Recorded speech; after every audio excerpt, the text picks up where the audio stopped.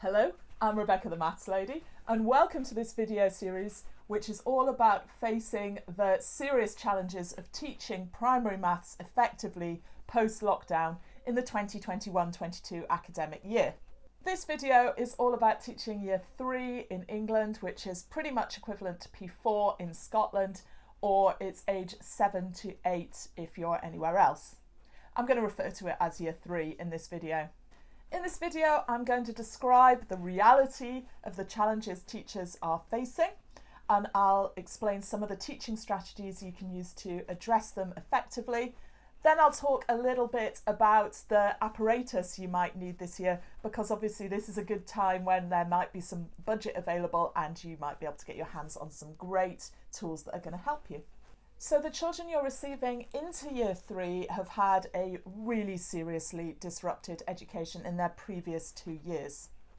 If you've got a class of children where very few children were able to study properly during lockdown and you maybe only had 10 or 12 children in, then the challenges you're facing will be much more extreme than any you've come across in terms of the gaps in student knowledge.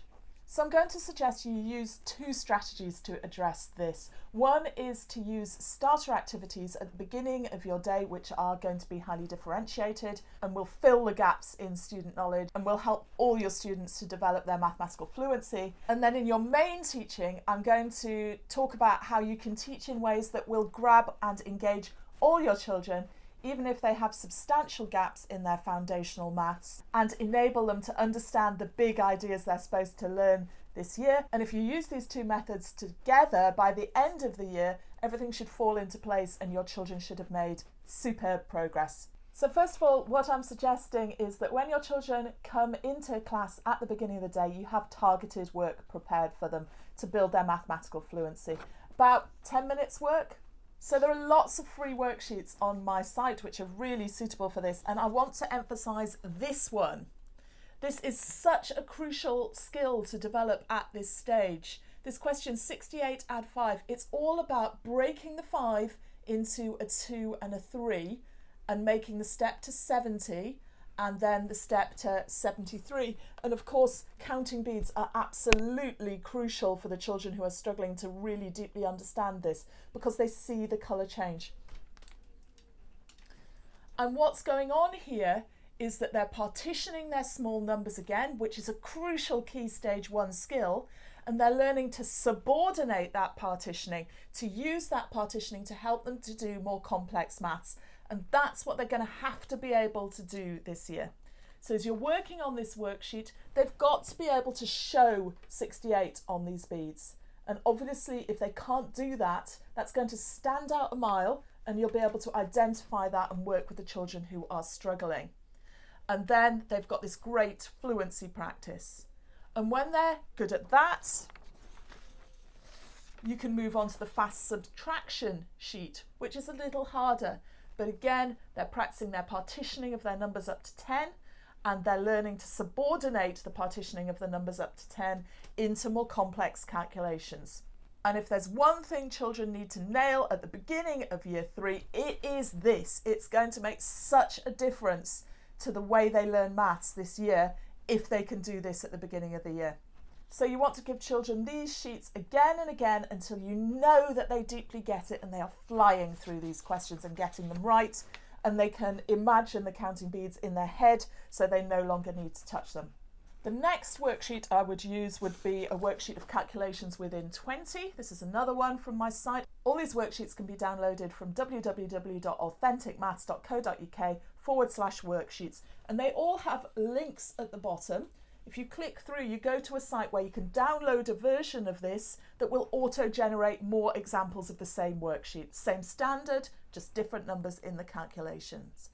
So for these calculations, we want to ensure children are visualising them using a 5s and 1s structure. We don't want children seeing 17 like this. We want them seeing it like this. And this can be done with 10 frames.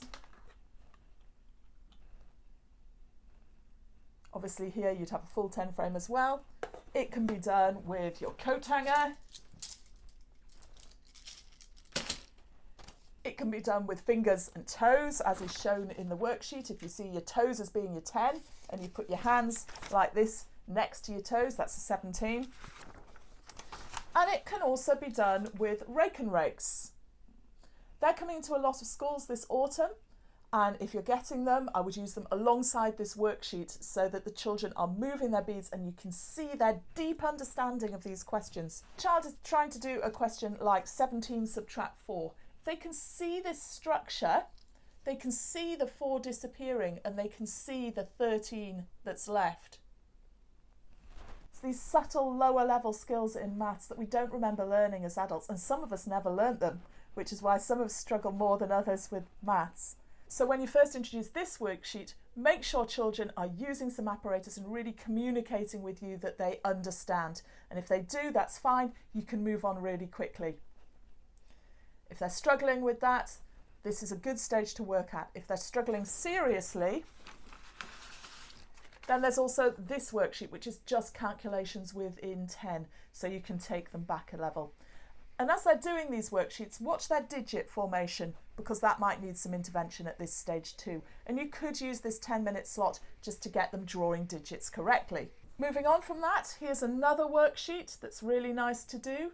2-digit addition with no exchanging. So they've just got to count up how many there are altogether.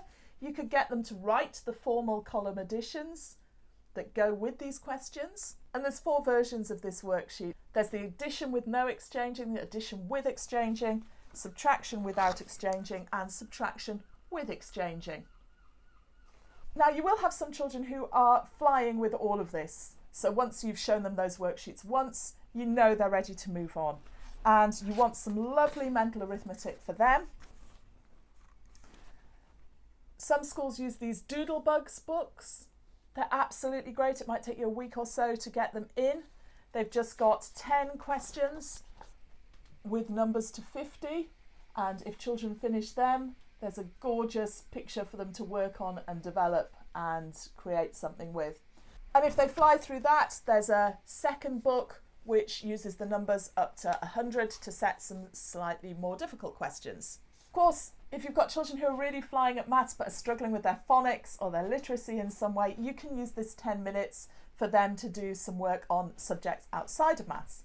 And as the year goes on, you can introduce worksheets that reflect some of the maths they'll be doing this year.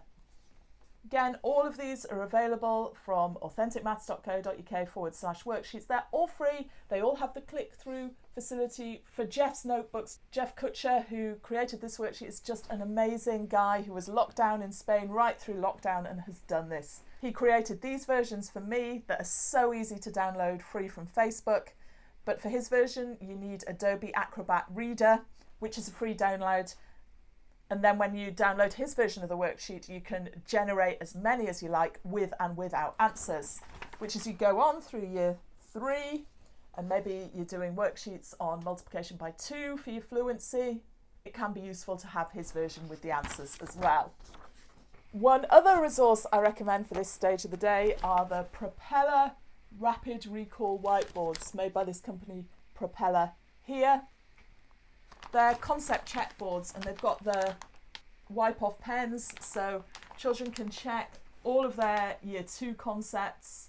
You simply give a number between 20 and 50 here, they write it in here, they copy it into the same symbol all over the board, and then they have to complete the questions on all the key concepts from year 2 for that number. And this will help you see if there are any specific gaps in children's learning that you've not noticed and help you to fill them. You can get children working on these boards in pairs or 3s so they can help each other and learn from each other. And there are also boards for years 1 and 3 which you might find useful. So that's your first 10 minutes of the day. And hopefully you've got a feel for quite how powerful it could be if you use it wisely and you're able to differentiate the work to suit your students. But as the year goes on, you can also use it to consolidate key ideas you've taught, and you'll start to see a real efficiency gain from having this 10 minutes that could allow you to drop one of your main maths teaching sessions each week if there's other things you need to do. And that's going to be especially true if you use the methods that I recommend for teaching in this scheme of work, which comes from the same worksheets page as a free download, www.authenticmaths.uk/worksheets. And it is a page per term planning guide. Got half term in each. It explains the big ideas. There are videos linked to it that explain them. There are links to the worksheets that you need. It's all free. And it's much more efficient and effective than pre-written schemes that give you detailed lesson by lesson plans for two reasons. First is that you are empowered to adapt. So if your children get something quickly, you can move on. And the second is that this planning scheme supports you to teach the fundamental structures that children need to understand for learning maths first. So in year 3, they are base 10. So we introduce base 10 apparatus really thoroughly and carefully. They are the number line, which is much more difficult for children to understand than you think. So this course explains how you teach that thoroughly. They're part-whole thinking for addition and subtraction. They're array thinking for multiplication and division. And then it also introduced linear proportion for fractions and circular proportion for fractions. And because we establish those structures of understanding before we teach the mathematical methods, and we link the mathematical methods that we teach back into those structures, the teaching becomes much more efficient and effective. So you save a lot of time and your children make fantastic progress. In case you didn't know, all of this stuff comes from the schools I've been working with over the last 8 years, where I've been working to capture what it is that brilliant teachers know and do roots up, rather than starting with a theory and rolling that out to schools. So as always, I'd like to express my huge thanks to all the teachers I've worked with for sharing their knowledge of what they do. And quite a few of them use this structure of 10 minutes mental maths at the start of the day anyway. All I've done here is adapted that slightly to better understand the more serious challenges that children are facing this year. Okay, last thing, the apparatus that I recommend for this year, just in case you've got a chance to influence budget decisions at this stage of the year. You will need lots of Dienes apparatus, and Clippy containers are great for organising it. I strongly recommend you get arrow cards.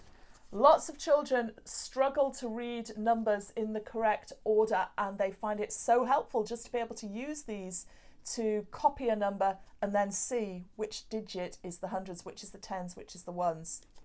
My next recommendation is lots of boxes of pizza fraction fun. Definitely one for each table. This will really help children learn to visualise their fractions in a circular representation, and they'll be able to see that a third is equal to 2/6 by fitting them together and start to do some simple additions and subtractions with fractions in a way that's really enjoyable. There are other tools that do circular fraction, but make sure you have something for circular fraction as well as linear fraction, because children need to learn to see both. Make sure you've got plenty of squared paper for working with array, and I also recommend Gareth Metcalfe's I See Reasoning books for your teaching. They're full of great inspirational tasks, and you get them as a downloadable PDF and they don't cost much. All of this is explained in more detail in this scheme that I was recommending to you, which is just a free download. You can click through and get that now and have a look at it. The scheme is curriculum linked. There are codes on it here, and there's a year 3 curriculum extract which is coded up so you can see how everything is covered. It's simply explained, but if there are terms in it you don't understand, there'll be a link to a video which explains that idea in more detail.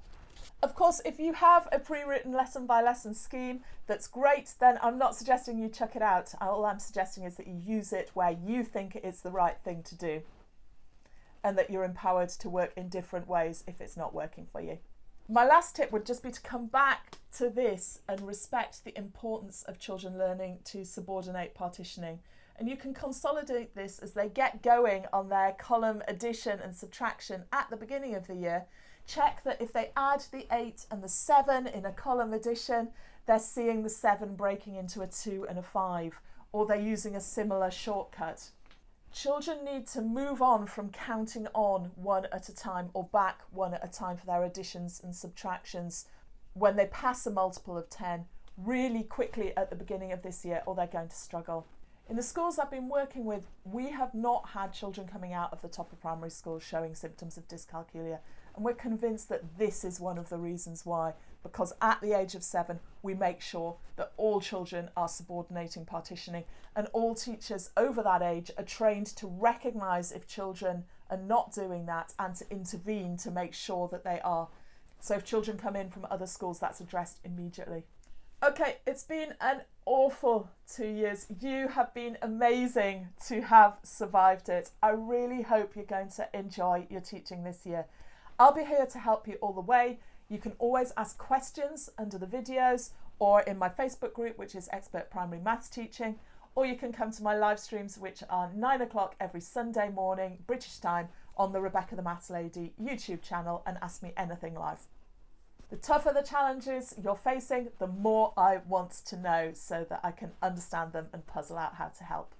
If you found this video useful, it's part of a series with one video for each year of primary maths teaching, and that series should be completely live by the end of the 3rd week of August in 2021. So please do share it with your friends and colleagues if you think they might find it useful. Good luck with your teaching. Bye for now.